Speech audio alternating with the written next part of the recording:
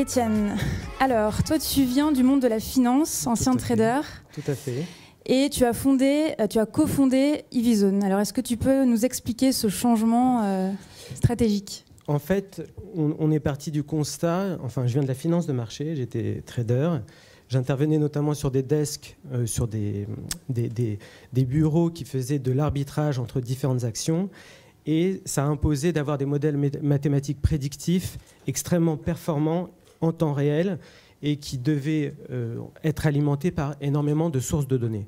Donc ça nous a donné l'idée avec mon associé de créer EasyZone et de prendre ces modèles qui venaient de la finance pour les implémenter dans des problématiques métiers. Voilà. Alors concrètement, je crois que sur le slide d'après, tu as les différentes démarches que vous mettez en place. Tout à fait. En fait, si on veut résumer EasyZone en une phrase, c'est le Google Analytics dans le monde du retail. C'est-à-dire que Google Analytics fournit des métriques, EasyZone fournit des métriques pour les points de vente. Ça, c'est notre première fonctionnalité et celle qui est la plus utilisée. La deuxième fonctionnalité, c'est l'amélioration de l'expérience client. C'est-à-dire que c'est au cœur de toute notre démarche de penser à chaque fois à l'amélioration de l'expérience client, et on profite aussi de l'amélioration de l'expérience client pour récupérer des données complémentaires qui vont encore tomber dans nos bases de données pour affiner nos modèles. Et enfin, la dernière chose, c'est de créer une relation, ce qui est un peu le Graal, créer une relation sur mesure en temps réel avec chacun des clients. Je crois que tu as un cas en particulier pour illustrer. Alors là, on a pris, on a mis Auchan. Alors ça aurait pu être Carrefour ou autre. C'est juste pour vous donner un aperçu en fait de notre dashboard.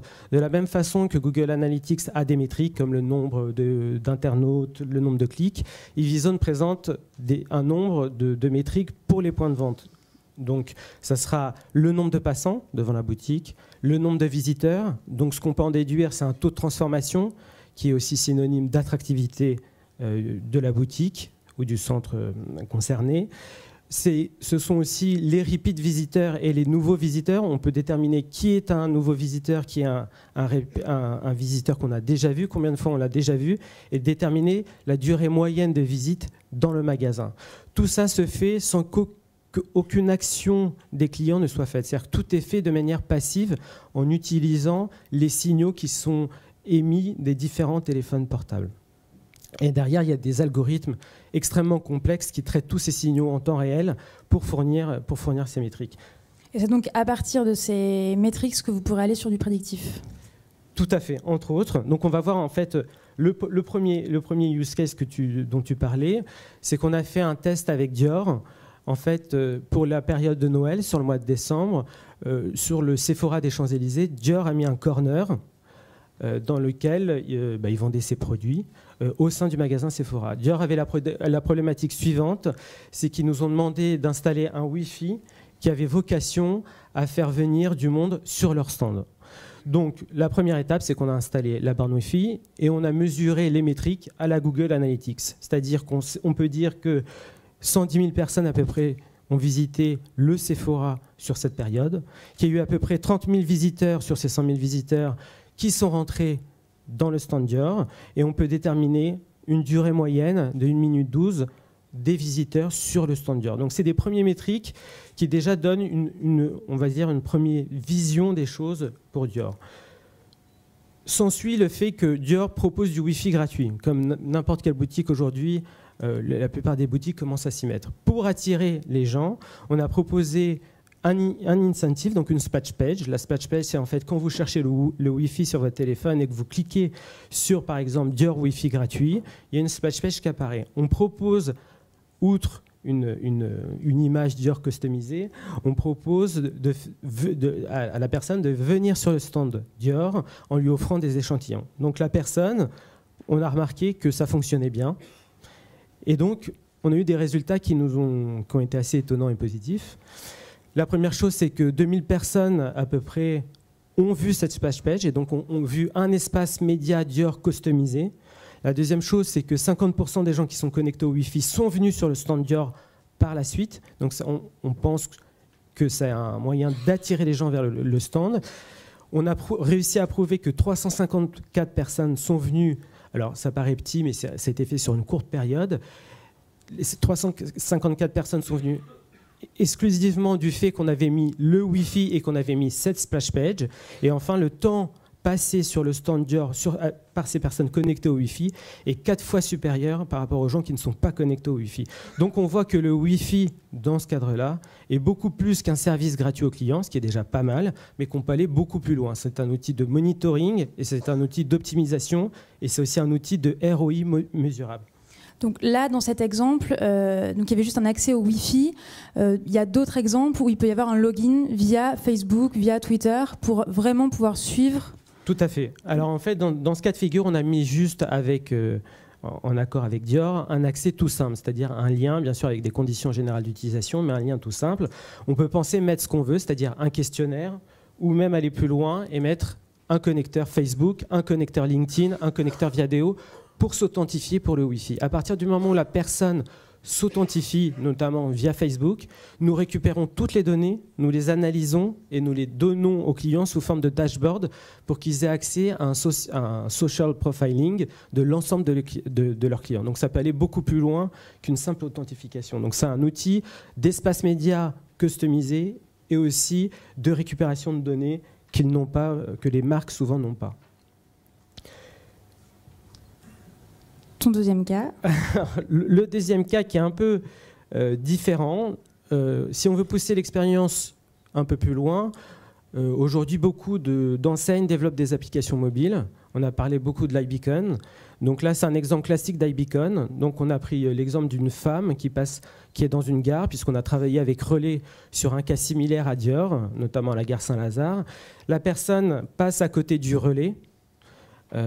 Elle reçoit une notification lui proposant une promotion sur un double abonnement digital. Si elle est intéressée, elle déverrouille son téléphone, elle a accès à la promotion, elle clique, elle l'obtient. Donc c'est une façon d'envoyer une campagne marketing ciblée en temps réel à certaines personnes qui ont une application. Maintenant, ce qu'il faut bien comprendre, c'est que le contexte de la personne est très important. Si nous prenons cette femme et qu'elle est en avance d'1 heure sur son train, la notification qu'on va lui envoyer va être très positive. Pourquoi ? Parce qu'elle peut être susceptible effectivement de se dire tiens, je vais prendre les magazines pour attendre. Alors comment est-ce que tu sais que dans son train est dans 1 heure ?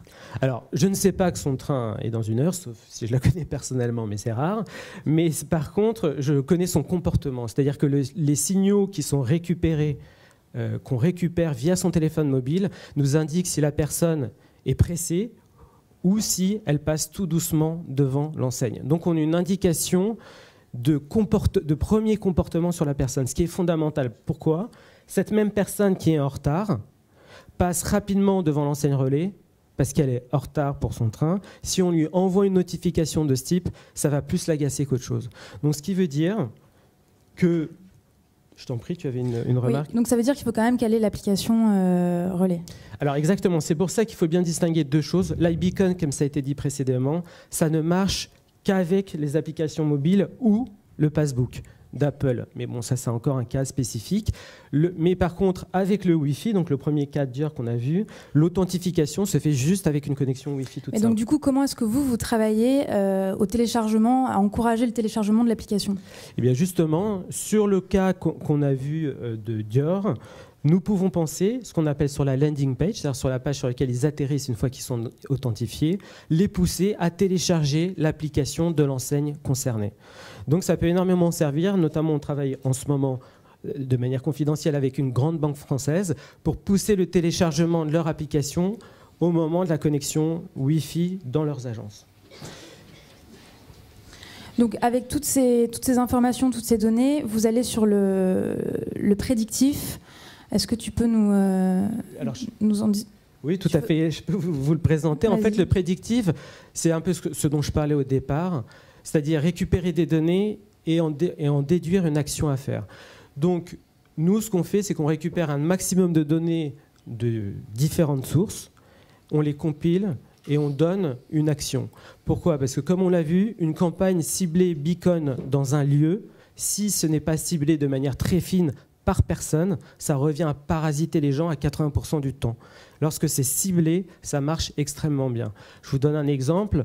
On était au CES de Las Vegas. McDonald's nous a donné l'exemple ils avaient des ventes de sandwichs qui ne marchaient pas très bien. Enfin, certains sandwichs ne marchaient pas très bien dans leur restaurant. Ils ont fait des campagnes de marketing ciblées avec des outils d'analyse prédictive sur ces sandwichs, ils ont augmenté leur vente de 10%. Donc c'est-à-dire que c'est un outil très puissant, mais aussi très dangereux, dans la mesure où si on envoie des notifications non ciblées aux personnes, on les parasite et ils désinstallent l'app en 2 ou 3 fois. Donc, est-ce qu'à travers le tableau, le dashboard qu'on a vu en tout début de présentation, oui, vous proposez justement des recommandations en temps réel à partir des métriques que vous recevez? Tout à fait. Alors, en fait, sur le dashboard, il y a plusieurs onglets. Le premier onglet, c'est vraiment du Google Analytics pour le retail, donc les métriques sur des périodes en temps réel. Il y a tout ce qu'on veut. La deuxième chose, c'est on a le social profiling, c'est-à-dire que quand on propose un connecteur Facebook, on a le top 5 des likes des clients, on a le nombre d'amis, on a plein d'informations sociales, la répartition géographique, sociale des clients. Et on a une troisième chose qui est des outils d'engagement, donc soit par beacon, soit par retargeting. Pourquoi? Une personne rentre dans un magasin, par exemple Auchan, il s'identifie avec son email. Eh bien, il peut être intéressant de le retargeter une semaine plus tard, soit par mail, soit s'il s'est connecté par Facebook. Donc c'est un outil, le Wi-Fi devient un outil maintenant d'outils de campagne marketing digitale. Très bien, merci beaucoup Étienne. N'hésitez pas à venir lui poser des questions. Merci beaucoup Étienne et à Perle.